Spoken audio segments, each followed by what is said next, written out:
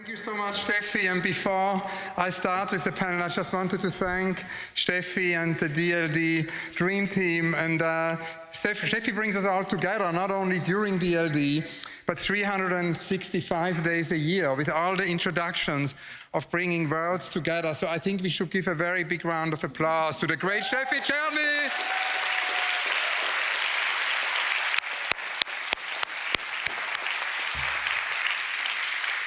As every year at DLD, it's very important in conversations with Steffi always to think about introducing new generations of artists. And I'm so delighted that we have for this first panel here, in terms of art and tech, three extraordinary artists with us. I'm so delighted to welcome Dmitri Cherniak, a Canadian artist and coder based in New York City. His algorithmic art has been exhibited in museums and exhibitions around the world. Above all else, Dmitri considers automation as, in the post-medium condition, as his primary artistic medium. He earned a bachelor from McGill University. A very warm welcome to Dmitri Cherniak. We are also so happy to welcome here Gabriel Massan, who is a multidisciplinary digital artist combining storytelling and world-building techniques to create digital worlds and sculptures that simulate and narrate situations of inequality within the Black, Indigenous, Latin American experience. They describe their VR works, video works, and games as fictional archaeology, and we are working at the moment with the Serpentine on a game which is consciousness raising. A very, very warm welcome to Gabriel Massan.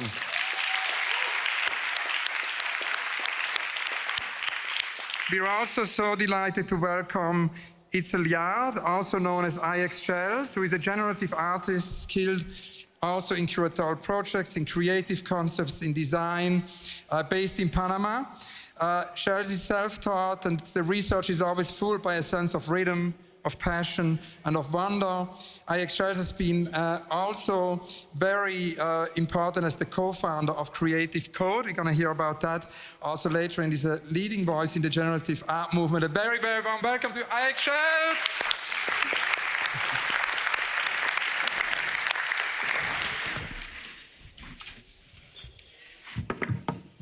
And I thought we could maybe begin with the title, because as Steffi said, we have the title of this panel, and the title is It's Natural to be a Machine. And that is actually, when we had a Serpentine panel with our tech team from the Serpentine, this is Tamar Clark-Brown, actually we were with Bettina Korek, our CEO, we were speaking to IX Shells, and IX Shells wrote this wonderful sentence on a post-it note for my Instagram, and I just thought maybe we could begin with that and hear a little bit from you about that quote. But also, when we spoke, you told us a lot about how you want technology to connect to nature. You told us about all these amazing photographs, this archive you built in Panama of photographing nature. So maybe we can begin with that.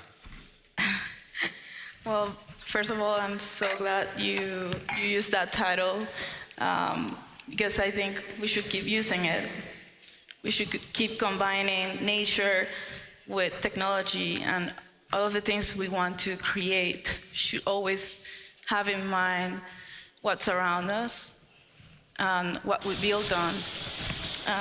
Oh yeah, this artwork is actually made out of rain sounds, and that's one of the reasons why I always say that nature, or we humans, are connected to technology, because we can create beautiful things with just the sound of the rain, and using the data that is in all of us, in everything that surrounds us, we can create things that don't seem to be natural, but they are, because it comes from us. Can you tell us about the archive and your photographs, which very often are the point of departure of the work? Yes, I started my journey in art with photographs. I started going out in nature walks or walking around the city I used to live in, Toronto, just full of trees, and it's a very green city, and at the same time has this interesting architectural structures, like the ones you see here. You can combine a building and at the same time there's trees around it. So I used to take photographs, archive it, share it with my friends online, and see the reaction when I compare technical terms, like computer science terms, to nature or architecture. For example, a facade in software design is also a facade in architecture. So I used to post photos of a building and at the same time try to study what a facade in software design will mean. And that way I wouldn't get bored of what I was studying because I was doing something that I love at the same time. I started playing with data and noticing that I could find traces of us in what I was doing. Like I would stop and take an output when I see something that relates to us. For example, here, for me, this artwork correlates to ego. This is all an accident. Like there's the shape of a mirror, there's a reflection of some sort of creature that is like extending their mouth to see themselves through that mirror. And I see myself in it. And that way I know that I can share.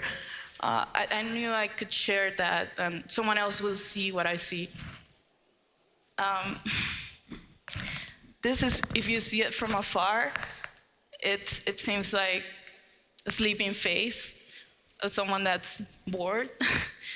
But it's all pixels that create shapes, the same as we will make it in an abstract artwork using traditional techniques, but this is all made with computer code. And it's completely randomized. So I wasn't looking for that output, but it seems to reflect what's around us. And yeah, for me, this is also like a way to represent my love for sci-fi structures and futuristic buildings. This is me. I wanted to be an avatar. I always created different characters that could live online and have different names. So this is one of them, one of my personalities, I guess. This is the beach personality. I'm always at the beach in Panama. It's my favorite place. But you know, sharing photos online is not my forte. So I think being able to hide myself behind data and like black and white lines while still showing my silhouette, it's another thing I do.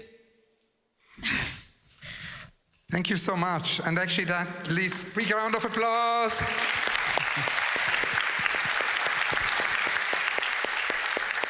And that brings us right away to you, Gabriel, because the idea of digital ecosystems, the connection also to nature, to life particularly, but also, as you said, the idea, if you think that the artwork is a living organism, and I think that's also something which is happening now with digital art.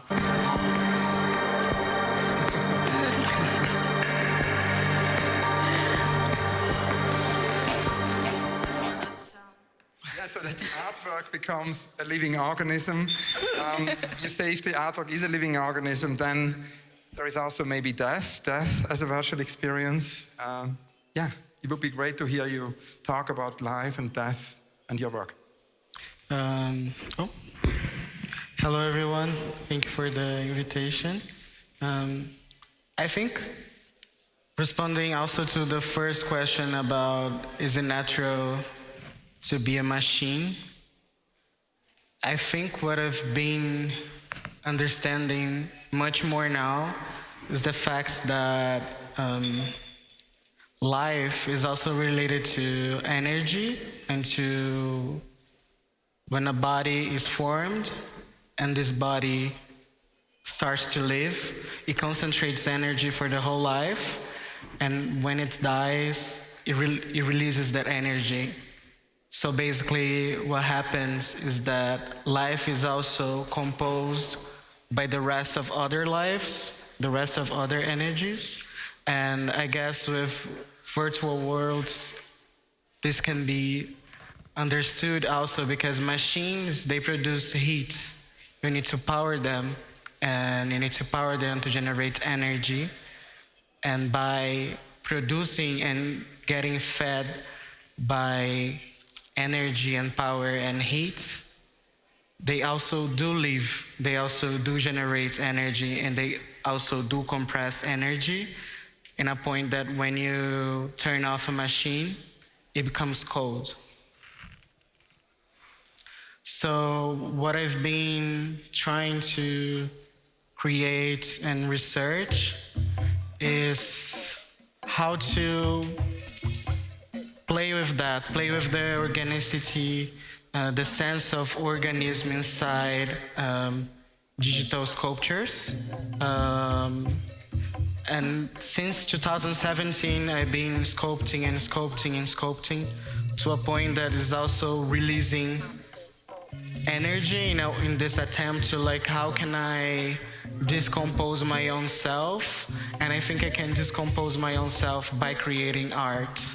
So every time that I create a digital sculpture, I feel that I'm also releasing the energy that could be only be released in my moment of death, and bringing the death experience, the death and the life experience inside.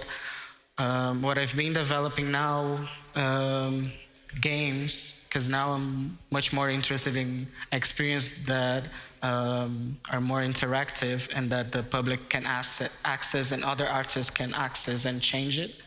I've been studying on how to produce a death experience to a player in a point that the player is not the protagonist inside the game, but the environment and the time inside the game are the protagonists.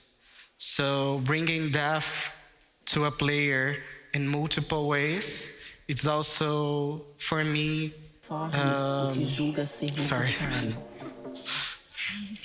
for me is also to keep saying that you are not the protagonist of this world, and this world lives by itself. Also, through these games, you bring together many collaborations. You have a practice in performance. Sound, as we can hear, plays a role. You work with composers. Can you talk a little bit about the synthesis, in a way, of all the art forms you create through these games? That's an interesting question, because yesterday someone also asked me about sounds. Before producing 3D images, I produced sounds. I was doing soundtracks for fashion shows, and I was also part of a noise band, which was funny because in Rio de Janeiro there's no... It's funny to play with experimental and noise music because there's samba, there's funk, there's so many genres, and the diversity is there. So create noise and experience music in a tropical city is really strange. So basically, I think every image for me has a sound, and even silence is a sound. So I like to explore sounds and invite other artists to play with that in a way that I don't control what they can hear, and I don't want to control what they can hear. So I always ask, what are you listening to when you're watching this? Or what you are feeling, how is the sound of that feeling? And by that, I don't control any part of the process in the collaboration. Basically, I really like to be organic of creating a platform, creating the space, creating the sculptures, and letting the other artists play with that, and imagine how it would sound and how it would feel and how it would touch them in a way. Thank you so much. Big round of applause for Gabriel Massan.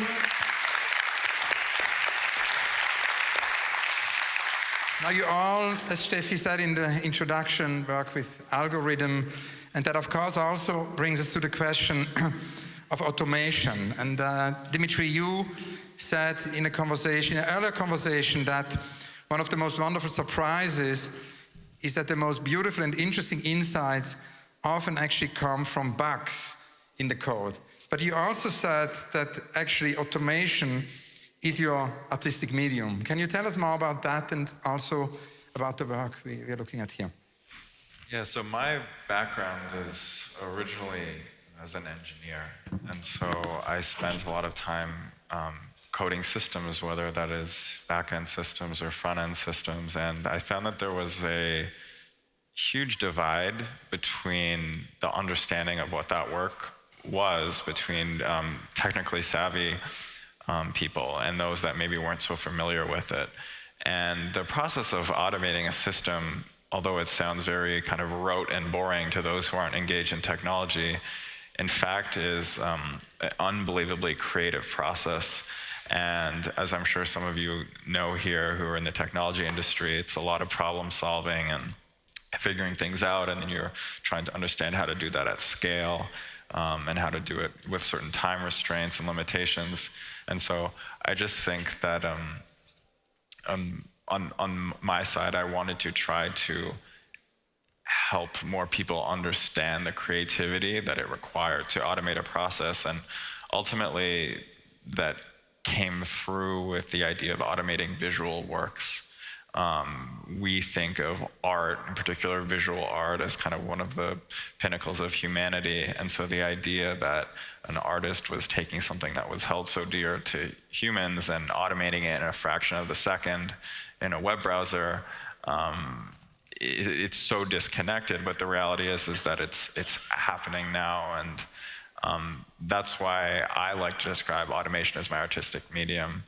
One of the very wonderful things when you're writing code to produce visual art as opposed to, let's say, a financial system is that bugs don't necessarily have repercussions in the same way that they might in a mission-critical system. And so a lot of little details, whether that's a mathematical, a rounding error, off by one error, you see things that are represented visually that you might not have intended to actually realize, but they can be some of the most interesting and unique things that come into the system. And so I think that, that could be anything from maybe a color registering differently than you might expect, or it could be a miscalculation in a matrix multiplication, or a miscalculation in perhaps a geometric form. And from that, the code runs. Sometimes it will fail to run and you'll have to debug that, but sometimes you'll get this visual output that is completely new to you as the artist. And because you are using code, you can recreate that, you can rerun that. And so it's really an interesting point as an artist. It allows you to dig into what I call like the visual space, or like a conceptual idea that you have and the actual visual outputs. So behind right now, you'll see my series Ringers, which is a very simple concept, taking a string and wrapping it around a set of pegs. It's by no means a new idea in terms of graphic design, but what I was able to do was to use automation, computer code, to generate thousands and thousands of them, and also do so freely in such a way that I have no control over the actual particular outputs. And you start to put them together and you can see the diversity of this kind of concept or these ideas. And so I think that, so many of the elements here, there was an exploration over time, and some of them came through bugs. So you really never know when you're coding. It's not like a paintbrush where you're directly applying that paint. It's kind of much more in line of where you have a set of instructions that you're trying to represent visually, and then sometimes, you just aren't clear enough. You didn't describe to the computer specifically what you wanted.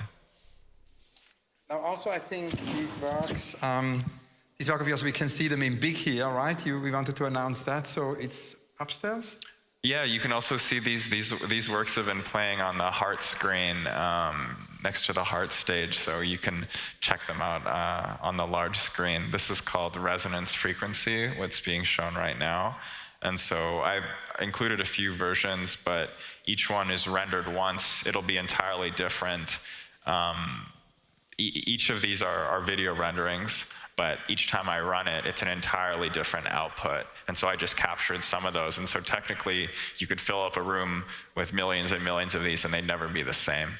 But the actual code that's running is there. But each time you run it, let's say the DNA of the artwork is generated, and it's brand new. So you can see this one is different than the last one. There is so much. Thank you very much. A big round of applause to Dmitri Cherniak. Big round of applause. And there is so much more, of course, in these works we will be able to explore in future DLDs.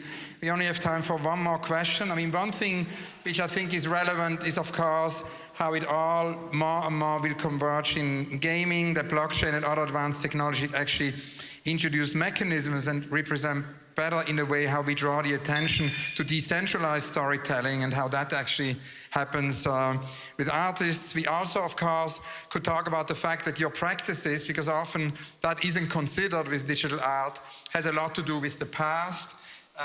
Gabriel told us about the great inspiration from Joan Jonas here at the Haus der Kunst. Dmitri, of course, the connection to Moholy-Nagy, and with Alex Shells we had conversations in previously on kinetic art, so the future in that sense is invented with fragments from the past. That could be another topic. But to conclude the panel today, I have a last question, which is the question I always ask, and I particularly ask at DLD, because very often when we ask this question at DLD, actually the projects which are not realized afterwards get realized.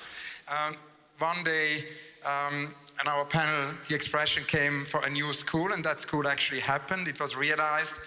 We're going to talk more about the necessity for yet another new school later with Alexander Kruger. But before that, I wanted to ask the three of you very quickly to tell us about an unrealized project, a dream, a project which has been too big to be realized, maybe also too small to be realized, maybe censored, maybe self-censored, maybe it's an utopic, unrealizable project. Can we start with Alex Shells, the unrealized project?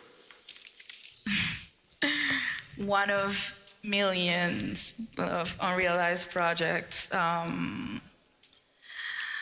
When I first applied for computer science in school, I sent a letter of intent that would say something like, I wanted to learn how to create tools that will help people in my country. Panama is really, really tiny. It's a really small country. It's considered developing. And I think we're not prepared for many of the challenges that are coming in the future. And that's something that's always on my mind. So when I sent this letter of intent, I was accepted in University of London. And I was so proud, but at the same time, I knew I had finally I found a way to be surrounded by people like-minded and maybe be in a lab where I can learn how to create these tools that now I use. I learned how to use them on my own, on the internet. I didn't need to go to school for that. So I think one of the unrealized projects I've had is to create a tool like the ones I use that can also help people in my country to learn how to live through the challenges that we're facing in the future. For example, climate change is affecting the islands in the Atlantic. Like, people have to move inland very soon in the next 10 to 15 years. And they've been living there for thousands of years. So getting used to living outside of their environment will be really hard for them. They will need to learn how to, go to school normally or build their own houses inland, and their medium of getting food will no longer be fishing, but will be other mediums. And like that, there's so many other things to fix in my country, but yeah, it's all related to it. Thank you so much, Gabriel.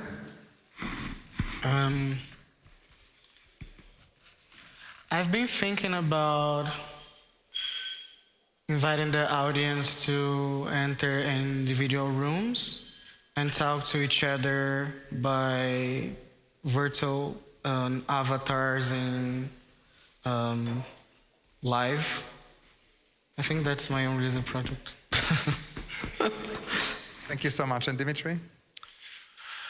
I guess aside from curing cancer, I would really like to, I guess right now I see one of the problems as a technologist and an artist is that technology is mostly used for economic and political reasons as opposed to creative or cultural reasons.